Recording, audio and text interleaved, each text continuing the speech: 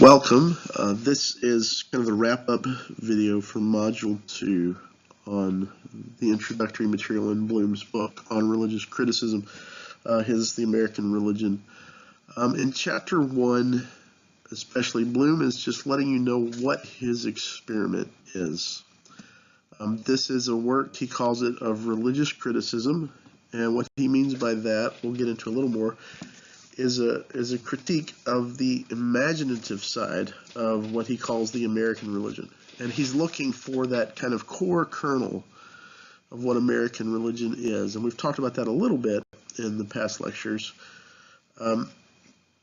This one I want to get a little more specifically, point out a few things in his opening chapter, chapters 1 and 2, and kind of set up for next time, which looks at Chapter 3 of Bloom, where we'll kind of give a historical background to the American religion as he understands kind of what are the key historical features of religion, and especially various forms of Christianity in America.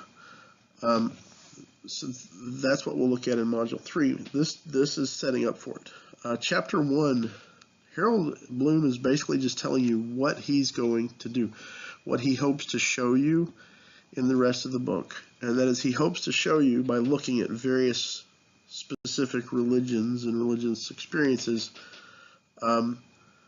what he sees as the reality of American religion and its root in a focus on the self, awareness of the self, certainty, knowledge, and these things are at the heart of the American religion as he understands it. Before moving too deeply into that, I did want to mention Bloom's approach to Scripture, which is why I had you read the article kind of laying out a history of the documentary hypothesis. The documentary hypothesis is that idea that the Old Testament Pentateuch, the first Genesis, Exodus, Leviticus, Numbers, Deuteronomy, were a later compilation of four major religious sources in the Jewish context that didn't always necessarily agree. It's an older hypothesis. There's a lot of people who still hold to it. There's some who question it. There's a lot of debate around it. But what I found interesting, and it does affect how he views American religion, when he talks about American religion being more biblical, he doesn't mean what most Christians or Jews would mean by that. He's really making a claim that the American religion fits more fully with his way of reading the Bible, according to really his approach to the documentary hypothesis. And I would argue that Bloom is using a very Americanized reading of that hypothesis, because he kind of chooses here and there, as you go through the book, you'll see him do this, sort of his favorite, more individualistic personalities of those four kind of compiled parts. He talks a lot about the writer of J. He has very, very clear and distinct theories about who the writer of J was, and that really affects how he reads certain portions of the Bible. He's not looking at a whole tradition, either of Judaism or Christianity. He's not looking at a scriptural whole and saying that American Christianity or American religion or American expressions of Judaism or Christianity are more biblical when you take a traditional holistic approach to these scriptures. He's really picking apart these scriptures in a very American, individualistic way, borrowing from the documentary hypothesis, but not even really using it in the same way, say, a Western European scholar might approach the documentary hypothesis. If you do any reading in religious scholarship or philosophy, you'll find that there's frequently distinct approaches between what happens in America academically and what happens in Europe academically, what's considered kind of on the forefront and generally accepted. those differences make a difference in this reading that Harold Bloom does, even on the idea of Gnosticism. The American view of Gnosticism is within some Gnostic scholarship, not all by any stretch, but some kind of prominent Gnostic scholars in America try to present Gnosticism as the earliest Christianity, and that orthodoxy is some sort of kind of imposition by power upon what was really the true root of the Christian faith. You don't find that typically among European scholars, Australian scholars, Southeast Asian scholars. There's just not that sense that Gnosticism, there's pretty much an acceptance in the rest of the world scholarship that Gnosticism was a later development in the mid to late 200s, maybe starting in the mid 100s AD, but that this is not kind of proto-Christianity, and there weren't like tons of different expressions of what Christianity was. Those ideas are very American. They're very American academic mood, academic mentality of American scholarship. And Bloom accepts those fully, embraces them really in his interpretation and his readings of Scripture. In his understanding of Gnosticism, I would say it's underlying. He doesn't go into it as much. And in his use of the documentary hypothesis in addressing the Pentateuch, he reads those in a very American way. And in fact, when he talks about Christian history, we'll get into this at the end of this lecture, he has a very, he in a sense, I mean, he admits to it early on in the book, if you'll remember. He says he considers himself a sort of Gnostic Jew. He embraces this approach, this kind of imaginative approach, individualized approach, on a lot of levels. He embraces it and appreciates it and uses it. So keep that in mind as you're reading him. Keep that in mind as you critique what he says and look at what he says more deeply. Also, keep it clear before you the whole time. With each chapter that we read, with each tradition, with each religion that we look at, understand that what Bloom's argument is that we're dealing with an American kernel here, an American Gnosticism of sorts. And in fact, on page 22, he goes so far as to say, even our secularists, indeed even our professed atheists, are more Gnostic than humanist in their ultimate predispositions.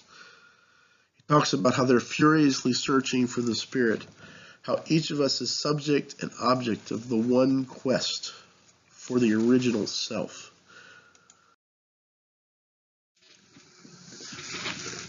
In line with that, I just present one example here. We'll give a few more, but there's a book called Galileo's Middle Finger by Alice Dreger. It's a fairly interesting book, and it's supposed to be about the kind of the triumph of science over ignorance or superstition, or however you want to see it. In some ways, it's a rather typical modern spiel about how science is so much better than everything else. But Dreger really centers this book on an ethic of personal autonomy. If you've heard of Kant, Immanuel Kant talks about personal autonomy as the source of ethics. Each person is an autonomous being. And that really grips, that really resonates, I think, with a lot of American academics. And this definitely Dreger's kind of her ethical underpinnings are this personal, individualistic, personal autonomy. That's the source of all ethic, and that's kind of what guides her to look at the people she writes about in this book. It's kind of like a catalog of her personal scientific heroes. And that heroism, a lot of times, is based on just this glorification of self-assertion. It's these scientists that buck the system, that fight everything in the system to get their point across, to make their statement heard. And these are the American scientific heroes. And this is what draws her to Galileo as kind of the quintessential scientific hero. And this is what drives science along and it's really idealistic, and it's a fairly fun book to read. But you have to realize that it's definitely rooted in this American ethic of self-assertion and the kind of the search for the self, the search for self-awareness, and this whole concept of finding yourself. It's a very American idea, and it presents itself in Dreger's book in the Sciences. In a very early American myth of the self-made person, right? Horatio Alger, these were all these stories mostly for young boys in his days, but it was about the self-made man, about this kind of desire to struggle upward, to accomplish great things, the rags to riches. That's where that phrase comes from, is Horatio Alger, and it's kind of in the core and the very guts of what it means to be an American for much of American history. And that's what you see, this idea of self-assertiveness, self-awareness, self-discovery. These are very American ideals, and what Bloom is looking for is that root, that core, that kernel in American religion. I would argue that this comes from, in some ways, kind of and maybe it's cyclically interrelated to this idea that everything is relative. If everything is relative, what is the absolute against which we judge things? And I would argue that it's the absolute I, the me. Think about all the commercialization, all that goes into the idea of, being unlimited, all that you deserve.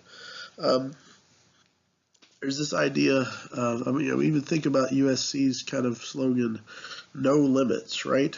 What does that mean? There's no such thing as a human with no limits. Yet that's what drives, in many ways, the American attitude, the American spirit. I once saw this discussion on a website, on a promotion for something about not labeling. No labels. I don't want any labels. Don't label me. And this one person commented, I don't like labels. Don't label me. I am what I am. Think about that from a traditional culture perspective. Most of the world, most of history, I am what I am. From the Judeo-Christian ethic, there's only one being that could say that, and that was God. That was how God introduced himself. I am what I am.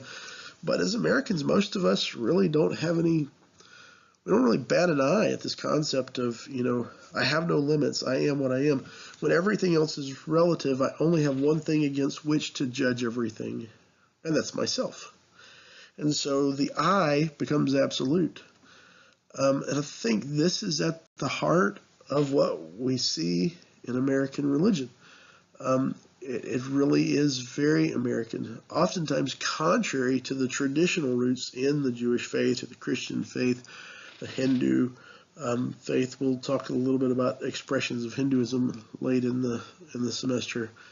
But with the New Age, Bloom talks about the New Age a little bit, and that's kind of an American adulteration of Hindu thinking that focuses on the I, the self, in a very different way, I would argue, than what actual traditional Hindu means when they talk about the self. So those are some things we want to look at. I also want to take a moment to critique one point, or one claim that Bloom makes. From his perspective, he says this is a critique, a criticism of American religion on the imaginative side. You see at page 22, he says, the standard of value in this book is the religious imagination. And the American religion, in its fullest formulation, is judged to be an imaginative triumph. He goes on to say its political and social consequences are something else. Now, that in itself, I find a bit challenging, to divorce the consequences of the American religion from its kind of theoretical, imaginative from that makeup, I don't know that you can do that. Can we really say that the political or social consequences of a religion are something other than the imagination that goes into forming those views? And that causes problems for Bloom because he calls it an imaginative triumph. In many places, he praises various expressions of the American religion as he sees them. He finds them incredibly creative, incredibly full, incredibly interesting and intriguing, and yet he'll turn around and criticize some consequence that arguably may come from that very thing that he's praising as an imaginative triumph. So we have to ask as we read, as we go on, because what he tends to do is when he sees something he doesn't like as a consequence, he tries to make the claim that that aspect, that consequence, that political or social consequence, really isn't part of this imaginative exercise of American religion, that it's something different, that it's an alien factor. Can you really do that? And when he does that, we need to call him on it. We need to look at it closely. We need to see if it's a fair assessment on his part, or if it's just something that he would like it to be, but maybe isn't. Maybe those political and social consequences actually belong and come from and are rooted in those imaginative triumphs that he so loves. So that's something we'll have to look at. And I would also say he says that his emphasis is to set those political and social consequences aside. We will, for a large degree, set them aside, except to when there's times when we question whether or not he can really say that there's something different. I don't want our discussion boards to, not that we can't mention them, but I really don't want them to turn into political and social debates. However, I did want to mention, I'm not sure that's a fair self-assessment on his part. To say that he sets them aside is kind of a cheat, because he quite frankly doesn't. When he finds a political or social issue that he doesn't like, he tends to make kind of slanted or sidelong attacks on it and then drop it as if, well, we're going to set that aside. And academically speaking, that's not really fair. Philosophically speaking, that's not a fair approach. You can't simply say, well, I think this issue is a foreign interloping on this great imaginative religion, and it's too bad that it's gotten that way. But we won't talk about that now after you've criticized it. I think if you're going to criticize it, you need to criticize it. If you're not, you shouldn't. If you're going to say it's not rooted in that imaginative triumph, then you need to prove how. And we'll see as we go through the book if he does. But just as a for instance, I want to look at one of his things that he comes back to again and again and again throughout the book. So we'll just go ahead and address it now so that it doesn't kind of swamp our overall discussion. What I'm referring to is his idea of the holy infant. He talks about the embryo as the holy infant of the American religion. And he is, on several occasions, very critical of the pro-life movement. You'll find this as you go through the book. He hits on it again. And for it to not be a major issue for him, for this to not be a social and political critique of religion, it's what he wraps up with in the conclusion of his book. So there again, I'm not sure that's a fair way to go about that. If you want to address it, it needs to be addressed. That said, I don't want it to completely take us off task. But he does come back to it multiple times, so I wanted to mention it here. I would argue that his criticism of the pro-life movement is statistically inaccurate in the sense that he uses a kind of common trope of critics of the pro-life movement, and if someone wants to criticize pro-life or take a stance of pro-choice, it's an academic setting, by all means they can. But to kind of promote a myth that the pro-life movement doesn't ever concern themselves with children after they're born, and that's kind of the trope he hits on again and again. He never offers evidence. He never makes an analysis of that. It's just like this sidelong shot. And, I think when we're going to debate something, you have to debate it. I also think whether he's right or not, which I think you can make the argument that he's not if you're pro-life, on whether or not pro-life movements are concerned with the health of babies after they're born. It's kind of a red herring if you understand what pro-life people are typically saying. If you want to debate abortion, you need to understand what each side is saying, and it's for the pro-life movement is frequently a question of civil rights. If an unborn child is a child, if an embryo is a child who is a human person and has the full rights of a person, and that's what they're arguing, then that's their point. You can't, out of convenience, do away with that person.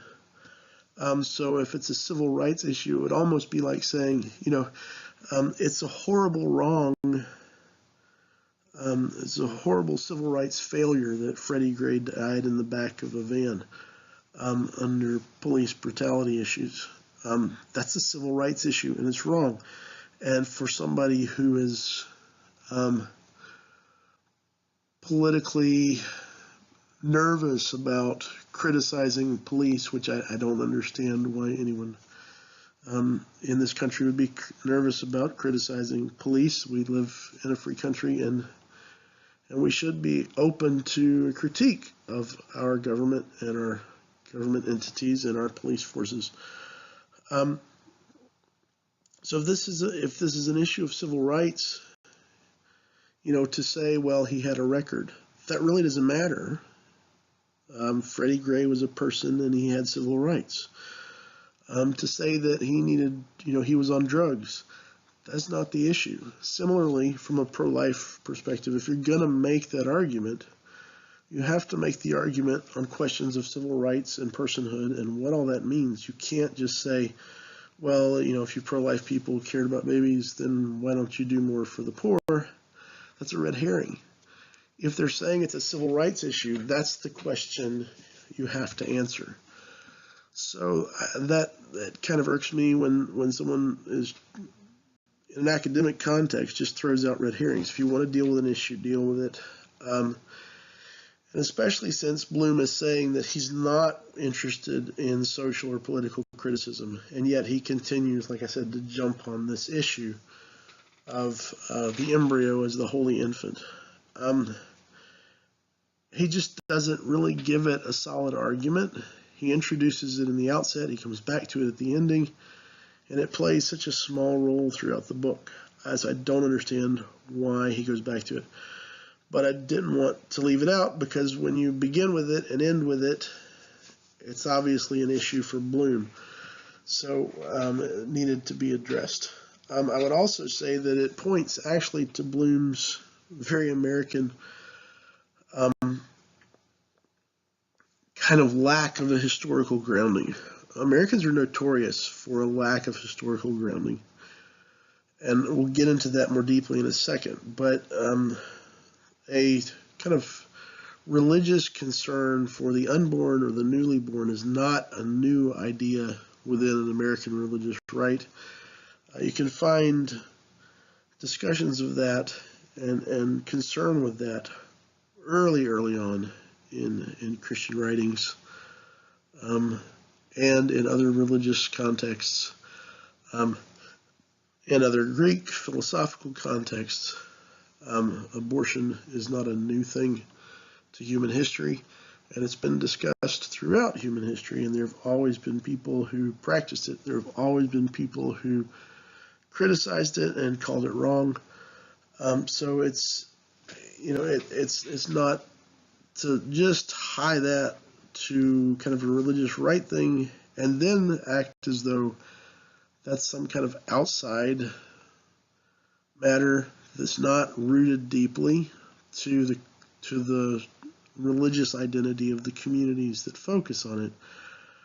To say that social and political outworking is something entirely divorced from the religious identity I think that's a really it's a weak position, and I think Bloom needs to do a better job of addressing it. Now that's me looking ahead, having read the book, knowing that he critiques it again and again. But since he makes it a big point in the outset, I just wanted to go ahead and hit it here and note that this is one point, and you can look and see and be the judge. When he critiques these social and political points, does he back up his stance, his idea that he's not worried about the social and political points? Does he back up his stance that the social and the political are something altogether different than the imaginative?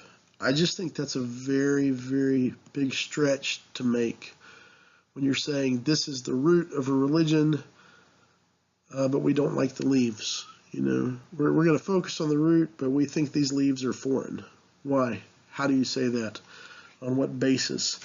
And that's one of the things we need to look for when he addresses these issues, when he tries to divorce a cultural or political outworking from the root of what he sees as the core of this religion. We need to know exactly why and how he thinks he can say that. Moving on, obviously a key theme, it comes up again and again. We've already discussed it some last module. From his very introductory remarks in those first couple of pages, and we see it just pounded in chapter 1. This idea of the solitude and the self as central to the American religious experience. On page 25, Bloom quotes William James: "Feelings, acts, and experiences of individual men in their solitude, so far as they apprehend themselves to stand in relation to whatever they may consider the divine." That's what James is studying as religion. That is, for Bloom, the kind of quintessential definition of American religion. Feelings, acts, and experiences of individuals. It's solitary. It's self-focused. As Bloom says later, awareness centered on the self is faith for the American. Also, the reason I had you read and watch that bit about Gnosticism especially, remember we have those Gnostic tendencies of kind of a rejection of physical reality as evil, or at least very negative, and the idea of salvation as a knowledge-based escape from kind of the physical dimension, that's what salvation consists of. Those are those Gnostic fundamentals, those Gnostic tendencies. And this is, I think, we'll find a part of the American religious experience. We'll have to question whether or not it's solely American or primarily American. But as we'll see in Module 3, when we start talking about kind of a revival culture and a revivalist history that's at the root of the American religious experience, think of the altar call or the appeal, if you've ever experienced or seen that, if you've ever seen like a Billy Graham crusade or been in a Baptist church, where there's this if you would like kind of this statement of, if you would like to experience a certainty that if you died tonight, you would go to heaven, right? That's kind of the appeal. That's the altar call. On the extreme, and I would say in many ways, much more American than Christian. But that's up for discussion too. But the American expression of kind of the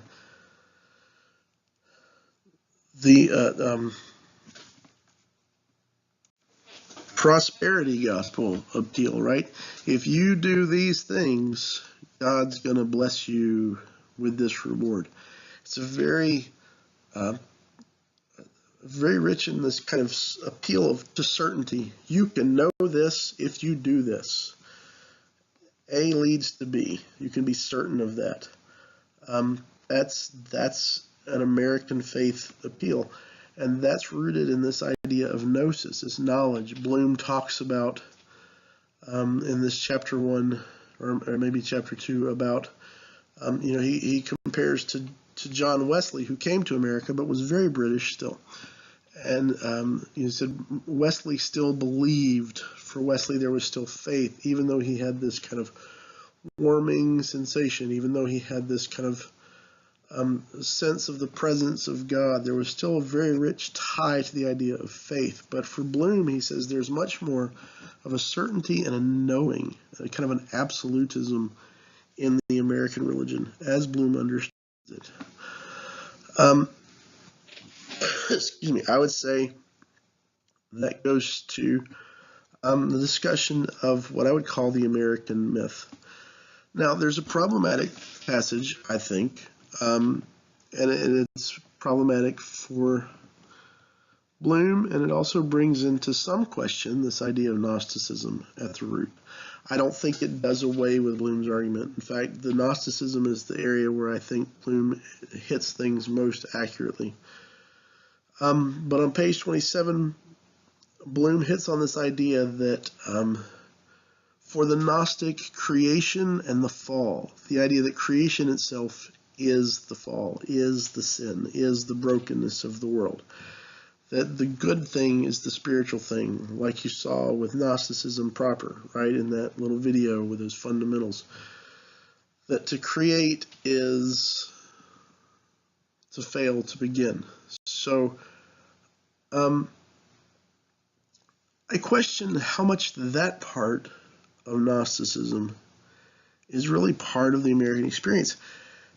And at that point, on page 27, Bloom doesn't seem to question it. But then around page 32, he says that the American religion contains a worship of the demiurge. If you remember what the demiurge is, that's the kind of failed lesser divine being that created things instead of being wise enough to know he shouldn't have created things, right? I don't know for sure how Bloom holds together this idea that the American religion is Gnostic in the most traditional sense, and at the same time says that there's a worship of the demiurge. That is problematic. That's a conflict. There's some tension there. Now, I would go on to say that where it comes into play is the lack of history. Think of the American myth. Think of how we saw ourselves. This is the new world, right? We're off to the new world. What does that mean? What connotation does that carry for people when they consider themselves to be living in a new world? Think of the idea of a covenant nation. I've even heard modern evangelicals and modern Mormons talk about the Declaration of Independence was like a contract with God, that America was founded in contract with God like no other nation in history has ever been except for the nation of Israel under Abraham and then Moses and King David. That's a pretty tall order. That's a pretty big statement to make.